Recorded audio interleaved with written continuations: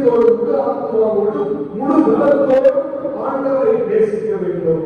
இதற்கு ஒப்படையான இரண்டாவது கற்பனை அது செகண்டரி கிடையாது, அந்த பிரைமரியிலேயே முதல் கற்பனையிலேயே இதே போல இன்னொரு கற்பனை இருக்கிறது.